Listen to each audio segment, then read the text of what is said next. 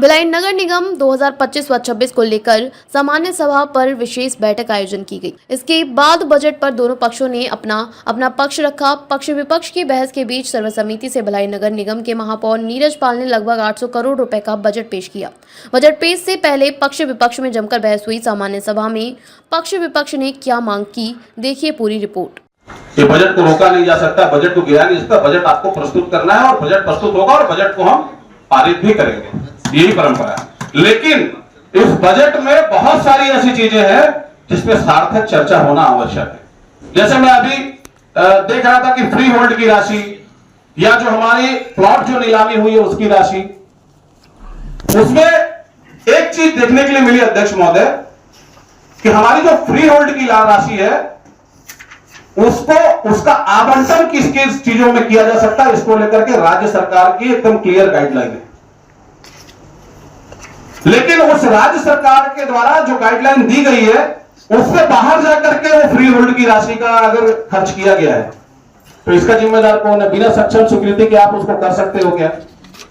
सदन में सभी वरिष्ठ लोग बैठे हैं, महापौर जी भी बैठे हैं, संबंधित अधिकारी भी बैठे हैं। मैं एक चीज पूछना चाहता हूं कि क्या फ्री होल्ड की राशि या जो हमने प्लॉटों की नीलामी की, उस नीलामी से जो हमको आय हुई, जो राशि प्राप्त हुई, उसको लेकर के सरकार से हमको क्या निर्देश था और क्या बिना सक्षम स्वीकृति के, समान सभा की स्वीकृति के बगैर हम उस राशि का आवंटन या उसको खर्च कर सकते हैं क्या? जाना ही पड़ेगा। अध्यक्ष महोदय, ये नगर निगम है, ये नगर निगम अधिनियम 1956 कि जो आपकी कानून है उस कानून से चलता है, मेरे और आपके चाहने से नहीं चलता। अगर आप अध्यक्ष के रूप में इस सदन का संचालन कर रहे हैं तो उस अधिनियम के कारण कर रहे हैं, और मैं अगर इस सदन में इस बजट को लेकर चर्चा कर रहा हूं तो उस अधिनियम, उस कानून के तहत कर रहा हूं। यहां इस सदन सबसे ऊपर है और उस कानून से बाहर जाके ना आप कोई काम कर सकते हैं, ना कोई अधिकारी कर सकता है, ना महापौर जी कर सकते हैं, ना हम कर सकते हैं। ऐसे बहुत सारे विषय हैं अध्यक्ष जी जिनको इस पुस्तिका में देखने के बाद उसको पढ़ना और उस पर सार्थक चर्चा करना आवश्यक है। क्योंकि हो हल्ला में अभी आप 1-1.5 घंटा निकाल दीजिए, कोई दिक्कत नहीं है, फिर साल भर आप अपना माथा पटकिए कि ये कहां पर उल्लेखित था, ये कहां पर हुआ, ये कैसे हो गया, आपको समझ में भी नहीं आएगा। जब बिंदु वार आप एक एक क्रमवार किसी चीज पर चर्चा करोगे तभी तो आपको समझ में आएगा कि अगर ये हमने ये हेड रखा है तो ये हेड का मतलब क्या है, ये हेड पे हमने राशि कितनी रखी है, वो कम तो नहीं रखी है। कल को पता चला हमने किसी मद 5 लाख रुपए लगा और हमको वहां खर्च करने की आवश्यकता पड़ रही है 15 लाख रुपए, तो आप कर ही नहीं सकते क्योंकि आपने अपने हेड पे 5 लाख रुपए रखा है। लेकिन इस पर किसी का दिमाग नहीं है, हम आरोप प्रत्यारोप में घिरे हुए हैं। उस पर अंकुश लगा सकते हो, लेकिन हम इन सारी चीजों को छोड़कर दूसरी चीजों पर चर्चा करते हैं और बाद में हम एक दूसरे पर आरोप लगाते हैं कि हाँ ये नहीं हुआ तो वहां मूलभूत नहीं मिला, तो ये नहीं किया, क्यों नहीं मिला? तो हमने अभी जो प्रस्ताव इस पुस्तिका में आए, महापौर जी ने लेटर भेजा सभी पार्षदों को कि आप अपने अपने वार्डों के प्रस्ताव दीजिए। कुछ लोगों ने महापौर जी को जाकर दिया, हम लोगों ने आयुक्त महोदय को जाकर दिया कि आप हमारा बजट में हमारा भी आप शामिल कर लीजिए। आयुक्त महोदय ने हमारा शामिल किया। जिन लोगों ने महापौर जी को दिया होगा, महापौर जी के द्वारा बजट प्रस्तुत हुआ, उन्होंने उसको ऐड कर लिया होगा। मेरे बगैर मेरा ऐड नहीं हुआ है या कोई लिख करके नहीं दिया होगा तो इसमें ना आयुक्त महोदय की गलती है ना किसी और की गलती है। आपको पत्र आया, उस पत्र के आधार पर अगर आपने अपना सुझाव ही नहीं दिया तो आरोप किसके ऊपर आप लगा रहे हैं? जैसे पहले जिन्होंने प्रस्ताव दिए हुए हैं ऑलरेडी, कमिश्नर साहब को भी, महापौर जी को भी, पिछले 2 साल से नहीं, बजट में शामिल करने के लिए मैं बात कर रहा हूं। मैं नहीं, ऐसे तो मैंने 10 साल से दिया, संदीप भैया। भेजे जाने वाले प्रस्ताव की सूची ये किस आधार पर स्प्रेड हुई, जिसमें पैसा भी लगा हुआ है, हम लोग का तो दिया हुआ है, शासन को भी गया हुआ है, तो इस बुक पे हमारे वार्डों का उल्लेख क्यों नहीं? अध्यक्ष महोदय, आपके माध्यम से मैं सम्मानित सदस्य को यही बताना चाहता हूं कि ये अध्यक्ष महोदय बजट पुस्तिका है। मैं फिर से ये बोल रहा हूं कि ये बजट पुस्तिका मैंने नहीं बनाई, आपने नहीं बनाई, ये शहर की सरकार ने बनाई है और शहर सरकार में सम्मानित सदस्य भी हमारी सरकार के मंत्री हैं और उनको भी मालूम कि कैसे ऐड हो गया, तो उसके लिए मैं कैसे बोल सकता हूँ? पूछना चाह रहा हूँ, उल्लेख कर रहे हैं, इसलिए ये हमको जब एमआईसी में आया था तो ये चीज नहीं देखी, हमने बजट देखा, ये चीज उस समय नहीं थी इसमें। मैं वही पूछना चाह रहा हूँ कि अधोसंरचना मद से भेजे जाने वाले प्रस्ताव की जो सूची है ये किस आधार पे भेजी गई है, प्रस्ताव को किस आधार? आदरणीय अध्यक्ष महोदय, अभी ये सूची पिछले 2 साल से तो हमारा दिया ही हुआ है, लेकिन लेकिन हमारे वार्डों में अध्यक्ष महोदय, इसी चीज को मैं आपसे यही निवेदन कर रहा हूँ। अध्यक्ष महोदय, मैं आपसे यही निवेदन कर रहा हूँ कि संबंधित सदस्य जो प्रश्न कर रहे हैं, पहले उस प्रश्न को खुद समझे। सभापति जी, किस आधार पर भेजी गई, इसका आधार क्या है? जबकि पिछले 2 साल से हम लगातार दे रहे हैं और उन प्रस्तावों को भेजना कहीं दिखाया नहीं जाता है और उस पर काम भी नहीं होता। तो क्या हर बार हम लोग एक ही लेटर को बार बार दें और बार बार उसको उल्लेखित करवाएं? क्या उसको कमिश्नर साहब को हर वार्डों के प्रस्ताव को वेरीफाई करके कि क्या शासन को गया क्या नहीं गया, और इस सूची में वो नाम नहीं होने चाहिए उन कामों को? अध्यक्ष महोदय, मेरे को ऐसा लगता है कि सम्मानित सदस्य अपनी सरकार से ही त्रस्त है। मेरे को तो ऐसा प्रतीत होता है। सरकार से त्रस्त नहीं है। अब हम, अरे आप खुद सरकार है, आप खुद सरकार है भाई। राज्य सरकार का प्रतिनिधि, अभी राज्य सरकार का बजट थोड़ी है, वो तो विष्णुदेव साय जी ने प्रस्तुत कर दिया। ये शहर सरकार का प्रस्ताव है। भेजा तो राज शासन को गया ना, सभापति जी, भेजा राज शासन को गया है। अध्यक्ष महोदय, राज्य शासन में हमारे वार्डों का प्रस्ताव क्यों नहीं भेजा गया? हमारे वार्डों का अध्यक्ष महोदय, मैं फिर से आपसे निवेदन कर रहा राज शासन को था ना। हूं, मेरा फिर से आपसे निवेदन है कि ये बजट पुस्तिका, और ये बजट पुस्तिका से ही मैं पूछ रहा हूँ, ये बजट पुस्तिका से ही पूछ रहा हूँ ना मैं। आदरणीय अध्यक्ष महोदय, मैं सम्मानित सदस्य से छोटा सा निवेदन करना चाहता हूँ।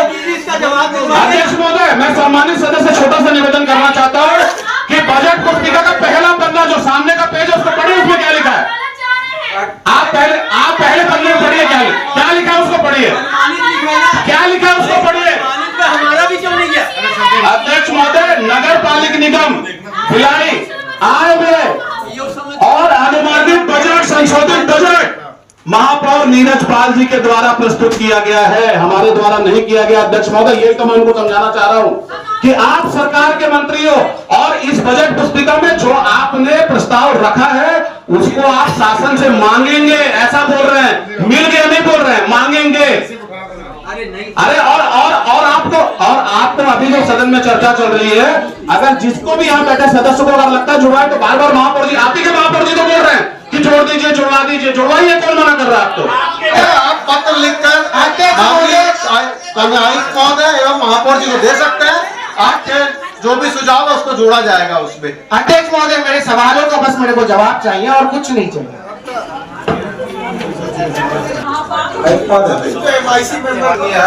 माननीय अध्यक्ष महोदय, आज नगर पालिक निगम भिलाई की विशेष जो सभा आयोजित की गई है, इसमें आपके अनुमति से मुझे कुछ अपनी बात रखने का अवसर दिया गया है, इसके लिए आपको धन्यवाद। सबसे पहली बात, मैं आप सभी को जागरूक माननीय सदस्यों को अवगत कराना चाहूँगा कि मुझे तो अभी आए 3-4 महीने हुए हैं और मेरी सोच यही है कि नगर पालिक निगम भिलाई में कुछ अच्छा कार्य हो सके और इस सदन में माननीय महापौर महोदय द्वारा ये बजट आगे रखा गया है। इसमें जैसा माननीय महापौर महोदय ने कहा कि हमारी सबसे पहली सब कुछ निर्भर है वित्त पर, तो हमारी जो स्वयं की वित्तीय आय है उससे अभी तक मैंने जो देखा है उसमें हम लोग स्थापना व्यय ही कम कर पाते हैं। तो सबसे पहला इसमें मेरे द्वारा जो महापौर परिषद को भी सुझाव दिया गया था और माननीय महापौर के माध्यम से इस सामान्य सभा में भी वो बात रखी गई है। सबसे पहली चीज है, हमें स्वयं की आय बढ़ाने पर ध्यान देना चाहिए। जब हमारे पास वित्तीय व्यवस्था होगी तो माननीय सदन जो भी निश्चित कर देगा कि ये काम होना है वही होगा। और जो ये सूची की बात आई है, तो सूची एक प्रस्ताव है, जैसे जो माननीय सदस्यों ने हमारे कार्यालय में प्रस्ताव दिया या माननीय महापौर जी ने भी इसमें सम्मिलित किया है जो उनको प्राप्त हुई है। आज भी आप सभी माननीय सदस्य यहाँ उपस्थित हैं, क्योंकि आप अपने वार्ड के सम्मानित प्रतिनिधि हैं, तो आपको निश्चित ही अपने वार्ड के कार्यों की जानकारी होगी कि ये ज्यादा काम जरूरी है। वित्तीय व्यवस्था निश्चित रूप सीमित रहती है सभी स्तरों पर, तो अगर हमारे पास ये 200 काम लिखे हैं तो हम इसमें से मान लीजिए 40 काम कर सकते हैं। तो आप ही निर्धारित करेंगे कि कौन से 40 कार्य, और उसी कार्य के लिए हम लोग शासन से मांग करेंगे। और निश्चित रूप से राज्य शासन द्वारा काफी समर्थन हमको प्राप्त हुआ है। अधोत्तर रचना पत्र में भी नियमित रूप से राशि प्राप्त होती रही है। 15वें वित्त में मैं माननीय सदन को अवगत कराना चाहूंगा कि पूर्व में हमारे कर्मचारियों ने और जो भी इसमें संलग्न रहे होंगे अधिकारियों ने अच्छा कार्य किया, उसके फलस्वरूप हमें काफी बड़ी राशि 15 वित्त में भारत सरकार द्वारा स्वीकृत की गई है। और उस सब के लिए भी मेरा अनुरोध रहेगा कि आप सभी जो भी आपके वार्ड के हैं कार्य निश्चित रूप से सदन में रखेंगे और माननीय सदन जो भी निर्णय करेगा तो निश्चित रूप से आप जो बात रखेंगे, कोई अगर तर्कपूर्ण बात रखेंगे कि ये ज्यादा काम जरूरी है तो मैं नहीं समझता कि ये माननीय सदन उस पर ध्यान नहीं देगा। निश्चित रूप से निर्णय लेने वाली बॉडी आप ही है। ये जो सूची है, मैं पुनः इसको रिपीट कर दे रहा हूँ, ये कहीं गया नहीं है। आप जो चर्चा करेंगे, जो आप अनुमोदन करेंगे, पारित करेंगे, उसके पश्चात हमारे जो इंजीनियर से भी उसको देखेंगे। अभी ये सैद्धांतिक स्वीकृति एकमात्र है और उसके बाद इंजीनियर देखेंगे कि वास्तव में इस कार्य की आवश्यकता है और जो ज्यादा जैसे दिख रहा कहीं 47 लाख या कहीं ज्यादा का भी है तो जो सक्षम स्वीकृति लेने के बाद ही उन पर आगे बढ़ा जाएगा और राज्य शासन से मांग की जाएगी और निश्चित रूप से राज्य शासन से हमें राशि प्राप्त होगी, ऐसा मुझे विश्वास है। और आप लोगों के जो भी सुझाव प्राप्त हुए हैं, आगे जो भी प्राप्त होंगे तो उनका मैं आदरपूर्वक स्वागत करता हूं और हमारे निगम सचिव महोदय, उनकी टीम उसको लिख रही है तो उसका ध्यान रखते हुए ही हम लोग आगे कार्य करेंगे। माननीय अध्यक्ष महोदय, मैं भी एक कहना चाहूंगा, 1 मिनट माननीय महापौर जी, विनम्र निवेदन आपसे, क्योंकि शहर सरकार के आप मुखिया हैं इसलिए। बहुत अच्छे से बड़े प्रेम से माननीय कमिश्नर साहब ने आपके द्वारा बताया कि मुझे 3 माह हुआ है, जो भी है आगे, पर 3 माह के अंतर्गत में आपने 3 साल को भी पीछे छोड़ दिया। इतना आपने काम किया। पहले कभी किसी कमिश्नर का पेपर में फोटो नहीं आता था, अब एकदम प्रातः उठते हैं और बढ़िया फोटो लगता है। माननीय सभापति महोदय, बहुत अच्छा। दूसरा, जितने भी जोन कमिश्नर हैं, विकास का काम, विकास की गति, किसी का क्षेत्र का हो ना हो, अधिकारियों का विकास हो रहा है। माननीय सभापति, मैं ये चाहूंगा और अनुरोध करूंगा आपसे, विनती करूंगा आपसे, कल चूंकि सामान्य सभा है, सब अधिकारी रहे ताकि सार्थक पूरी चर्चा हो, पूरी बात हो और पूरी रखे। और इससे पूर्व क्योंकि विष्णुदेव की सरकार है, सरकार में हमने नगर निगम को घेरा है, सरकार मतलब राज्य सरकार है ना, घेरा है और 18 बिंदु पे मैंने ज्ञापन दिया था। कल मैं उन विषय को माननीय कमिश्नर साहब से चाहूंगा तैयारी करके आए, क्योंकि 18 बिंदु पे मैं आपसे पूछूंगा कि उस 18 बिंदु पे हुआ क्या है, आपने क्या किया। बस इतना मेरा निवेदन है माननीय महापौर। आदरणीय अध्यक्ष महोदय, लगभग 2 घंटे से ऊपर हो गया था। मेरा फिर से निवेदन है और आपसे अनुमति भी चाहता हूं, जैसे अभी बात आई है कुछ वार्डों का छूट भी गया है या कोई और प्रस्ताव देना चाहते हैं तो आपकी अनुमति से, क्योंकि कल भी सामान्य सभा है, बजट तो हम आज, मेरा फिर से निवेदन है सदन से, सम्मानित सदन से, कि बजट को पारित करें और कल तक क्या आप अनुमति दे दें। जो मिनट जो है पार्षद अपने वार्डों का काम जो भी चाहते हैं, विकास का जो भी काम चाहते हैं, उसको कल जब सदन प्रारंभ हो तो वो सदन प्रारंभ होते ही वो बजट आपके माध्यम से आज की बजट पुस्तिका में जुड़ जाए, ये आपसे आग्रह है। और सभी जो छूट भी गए हैं या कुछ काम छूटा है तो वो कल तक आप अनुमति दे दें तो कल वो जुड़ जाए।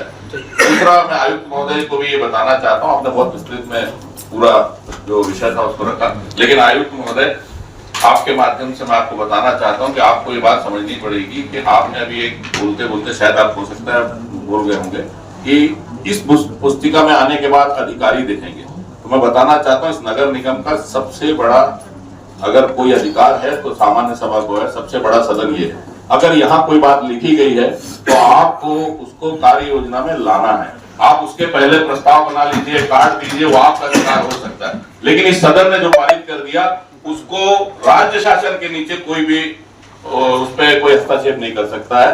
तो आप इस बात का ध्यान रखें, ये सदन जो लिख रहा है या जो मिनट्स इसमें बन रहा है उसका अक्षर सा पालन हो।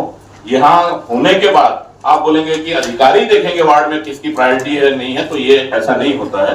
ये सदन सर्वोच्च सदन है, इस सदन में जो भी प्रस्ताव आएगा वो सीधा राज्य शासन को जाएगा। राज्य शासन की, मैंने पहले भी कहा कि हमारा गार्जियन राज्य शासन है, अगर गार्जियन हमारा हमको फंड नहीं देगा वो हो सकता है, लेकिन हम मांगेंगे तो सही उससे, अपने वार्डों के बारे में उससे बोलेंगे तो सही कीजिए। और मेरा सभी से अनुरोध है, सभी पार्षदों से, कोई छूट भी गया है तो कल दे दे, वो फिर से इस पुस्तिका में आने के बाद फिर से एक बार प्रिंट हो जाएगी पुस्तिका, कोई दिक्कत नहीं है, फिर हो जाएगी और उससे समावेश करके राज्य शासन को भेजा जाए। और फिर से आग्रह करता हूँ अब इस बजट को पारित करके, क्योंकि कल सामान्य सभा है, कल जो विषय है चलो हो गया। बाद में ऐड कर देंगे। नहीं बाद में नहीं, आप बना के दीजिए, कल सदन प्रारंभ होने के पहले वो लेटर इसमें जोड़ने के बाद से राज्य शासन को जाएगा, वो अनुमति मैं अध्यक्ष महोदय से मांग रहा हूँ। अध्यक्ष जी, मेरा आपके माध्यम से महापौर जी से निवेदन है कि अभी अगर इस बजट को महापौर जी बोल रहे हैं पास कर देते हैं, कल समान सभा है, तो इस बजट के जो विषय हैं क्या उस पर कल चर्चा हो पाएगी क्या?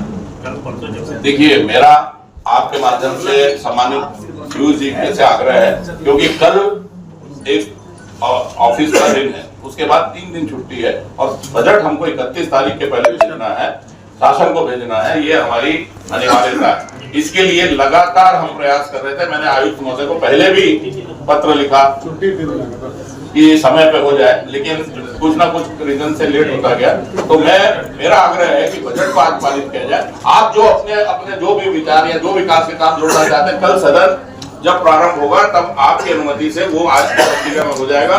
यही होगा कि बजट पुस्तिका एक बार फिर बननी पड़ेगी, बहुत पैसा वेस्ट होता है, एक बार बुक फिर से बनेगी, इतना ही होगा।